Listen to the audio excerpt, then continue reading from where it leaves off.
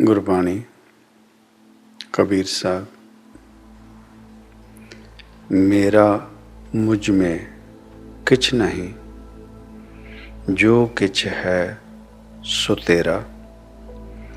तेरा तुझको सौंपते, क्या लागे मेरा। इन पंक्तियों के ज़रिए कबीर साहब जो हमें समझा रहे हैं, जो उन्होंने बात की है, वो अपने आप को एक स्थान पर खड़ा कर रहे हैं और अपने समक्ष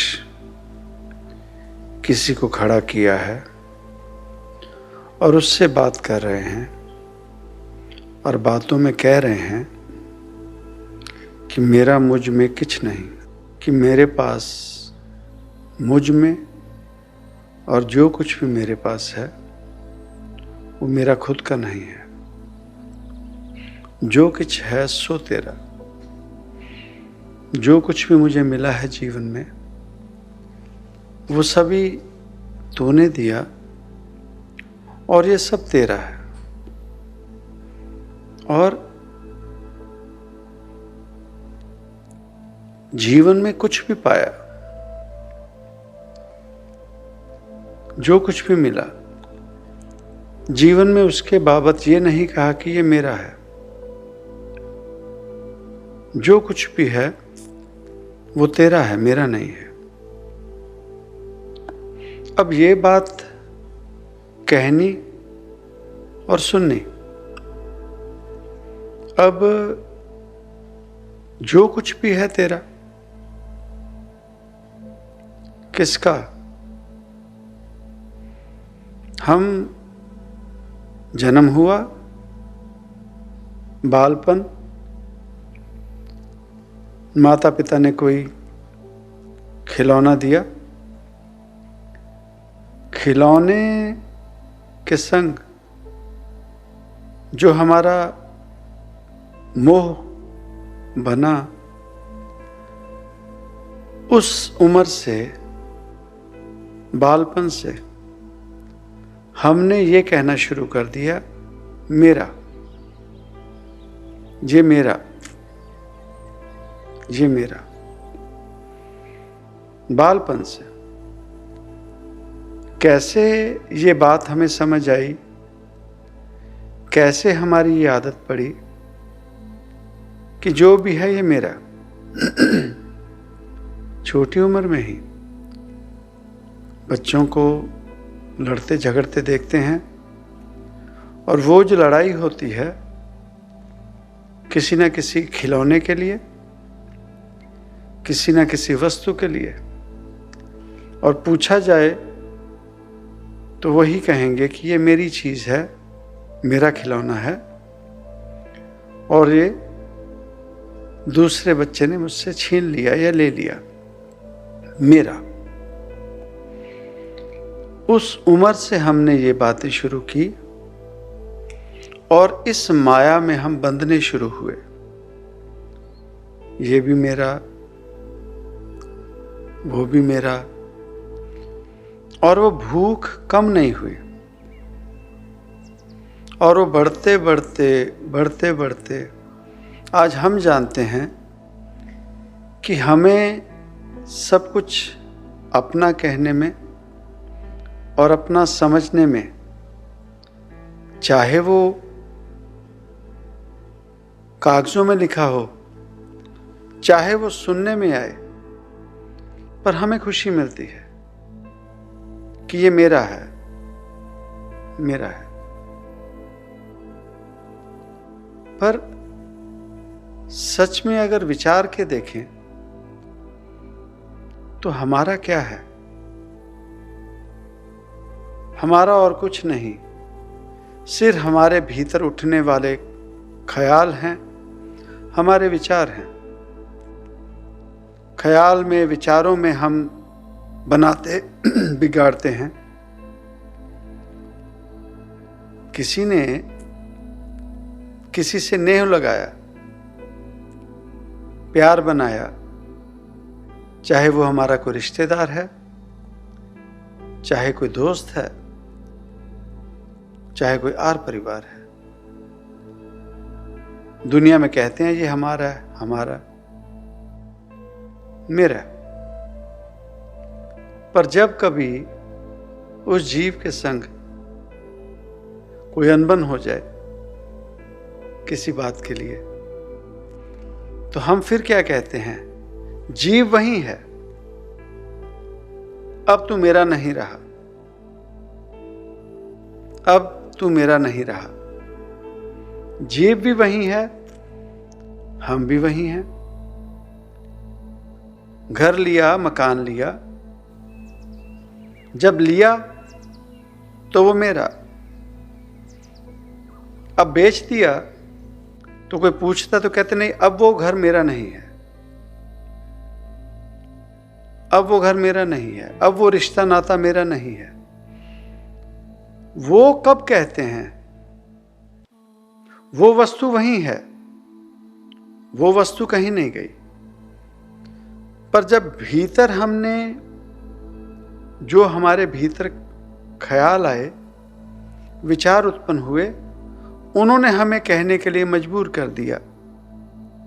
वो ख्याल ही हमें समझाते हैं और कहने के लिए अग्रसर करते हैं कि ये मेरा नहीं, ये मेरा नहीं। पर ये नियत बढ़ते बढ़ते कहां तक पहुंच गई? आज हमें सब कुछ अपना बनाने के लिए सब्र का जो बांध था वो हमारा टूट चुका है। हमें सभी कुछ अपना बनाना है, अपना बनाने में लगे हैं। पर जीवन में ये कभी नहीं समझ पाए कि ये जो हम जिसे अपना कह रहे हैं, ये माया है, जादूगरी है। ये किसी के हाथ में नहीं आ सकती। और ये जो भी हम अपने इर्द गिर्द देखते हैं, ये कुछ भी हमारा नहीं है, ये हमारा कुछ भी नहीं है। ये जमीन जायदाद, घर बार, ये रिश्ते नाते, ये यार परिवार हमारा कुछ नहीं है। हम ये आभास नहीं कर सकते, हम आभास नहीं करना चाहते, या हम इस सच्चाई को मानना नहीं चाहते। पर हमारी इस सच्चाई को ना मानने से जो विधि का विधान, जो कुदरत का नियम है, उसमें हम बदलाव नहीं कर सकते। वही रिश्ते नाते, जीवन में निगाह मार के देखें, हमें सबसे ज्यादा दर्द, परेशानी किससे मिलती है? वही जो हमारे सबसे नजदीक है, वही जो हमारा सबसे करीबी है, वही जो हमारा अपना, मेरा है। तीसरा जीव कोई क्यों परेशानी देता है? ज्यादा परेशानी आती है तो आर परिवार से ही आती है, रिश्ते नातों से ही आती है।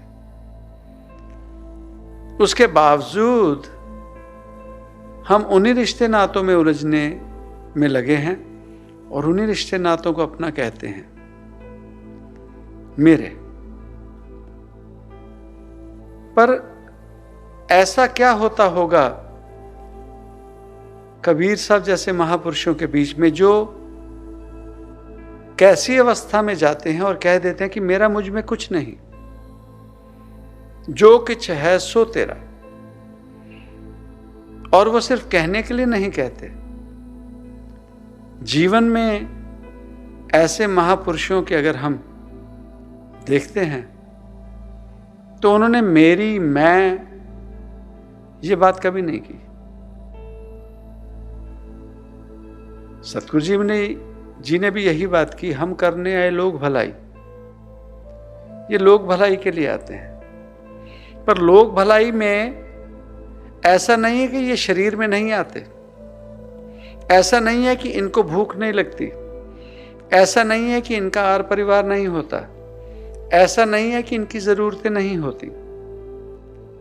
पर ये क्या सच्चाई समझ लेते हैं, क्या सच जान लेते हैं कि मेरा मुझ में कुछ नहीं। आर परिवार, रिश्ते नाते, साख संबंध, घर बार, महल चौबारे, ये तो फिर भी बाद में आते हैं। ये जो शरीर है, ये जो शरीर लेके हम चले हैं, सच में तो हम शरीर हैं नहीं। सच में हम ये नहीं हैं जो हम देख रहे हैं। ये तो मकान मिला है, रहने की जगह मिली है। हम जो जीवात्मा हैं, हमें ये रहने के लिए स्थान मिला, और जिसे हम अपने आप को खुद समझ रहे हैं, सच में हम वो भी नहीं। और उससे आगे बढ़कर देखें तो ये शरीर भी हमारा नहीं, ये शरीर भी हमारा नहीं, ये शरीर भी हमारे साथ नहीं जाता, ये शरीर भी हमारा साथ छोड़ देता है। हमें ये शरीर तब तक मिला है जब तक उस रब ने कहा है कि ऐ जीवात्मा, ये मकान मिला, ये घर मिला, ये शरीर मिला, इसमें इतने वर्षों तक तू रह सकती है। ये शरीर हमेशा के लिए नहीं है। इसीलिए सतयुग से आज तक जितने भी कोई महापुरुष हुए, कोई दैत्य हुए, राक्षस हुए, जिन्होंने रब को पाया भी, पर उन्हें किसी को भी अमर होने का, अमरत्व का वरदान नहीं मिला। कारण कि ये शरीर हमेशा के लिए नहीं है। अगर हम कहते हैं कि वो जो देवता हैं वो अमर हैं, उन्होंने अमृत पिया है, वो मर नहीं सकते। हाँ, वो मर नहीं सकते, मर हम भी नहीं सकते, मरेंगे हम भी नहीं। कारण कि हम जीवात्मा हैं, आत्मा हैं, ज्योति स्वरूप हैं।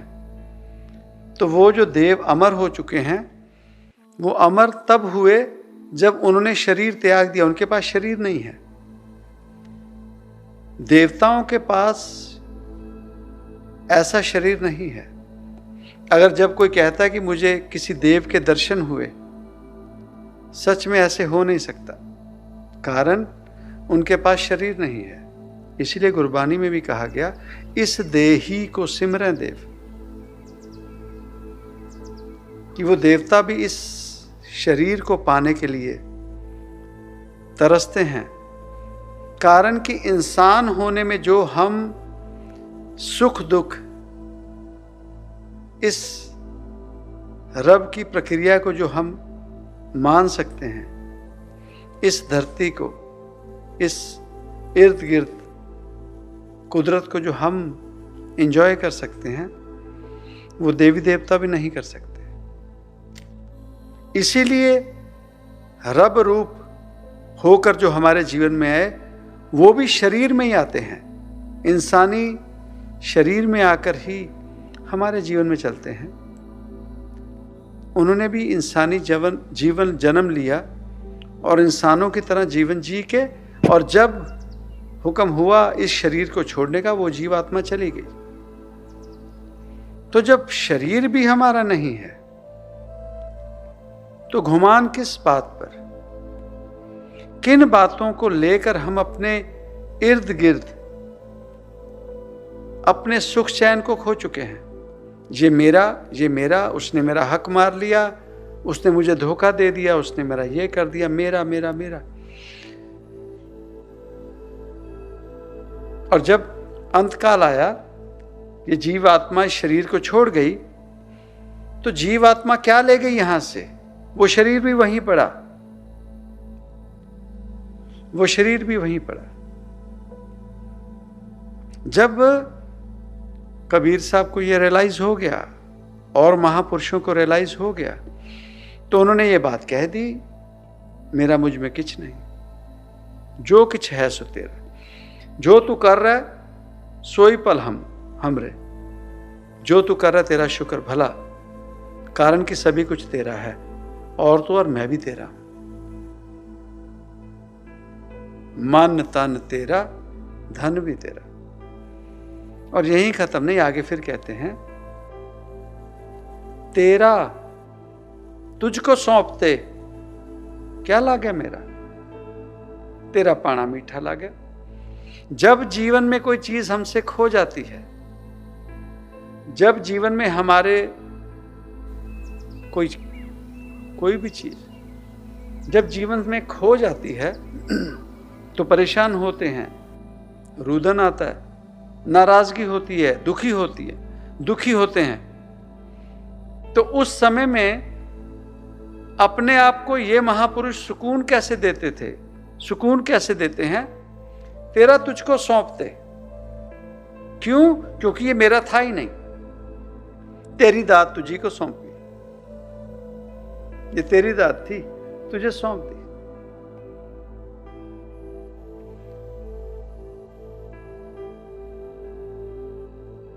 कबीर साहब, उनके पुत्र जो थे कमाल, उनकी शादी है। एक तरफ तैयारी हो रही है, बारात निकलने के लिए तैयार खड़ी है, बारात की जाने की तैयारी है। और घर के पीछे कबीर साहब अंतिम संस्कार के लिए जो विधि होती है, कब्र खोदनी, दूसरा तीसरा, वो उन कामों में लगे हैं। एक तरफ बारात की तैयारी और एक तरफ वो इस काम में लगे हैं। तो परिवार के जीव कहते हैं कि ये शुद्ध बुद्ध खो गए, इनको क्या हुआ? पूछो क्या है, सभी को चाव चढ़ा है, ये किन कामों में लगे हैं? तो पूछा गया क्या है, क्या कर रहे हो? कहते वो कर रहे हैं जो हमारे जीवन में होना है। तो जीवों ने बात की, रिश्ते नातों ने की, आप तैयारी करो, खुशियों का समय है, चलो बारात के लिए चलते हैं। कहते आप बारात की तैयारी के लिए, बारात में जाने की तैयारी करो, बारात से आने पर जो जरूरत पड़ेगी, जो होना है, मैं उसकी तैयारी कर रहा हूं। जानते थे कि रास्ते में क्या होगा, जिसे हम एक्सीडेंट कहते हैं। दीवार के पास से जब गुजर रहे थे, दीवार गिर पड़ी उनके ऊपर आकर, उनके पुत्र जो थे वही शरीर त्याग दिया। तो वो जिन्हें पता है आगे क्या होना है, हमें तो पता नहीं होता ना, हमें तो पता नहीं होता कि कल क्या होगा हमारे साथ। तो वो कैसे जीव होंगे, उन्हें पता है कि कल क्या होना है, उसके लिए भी तैयारी रखते हैं। और तैयारी रखने के साथ साथ क्या कहते हैं? तेरा तुझको सौंप दे, क्या लागे मेरा, क्या लागे मेरा।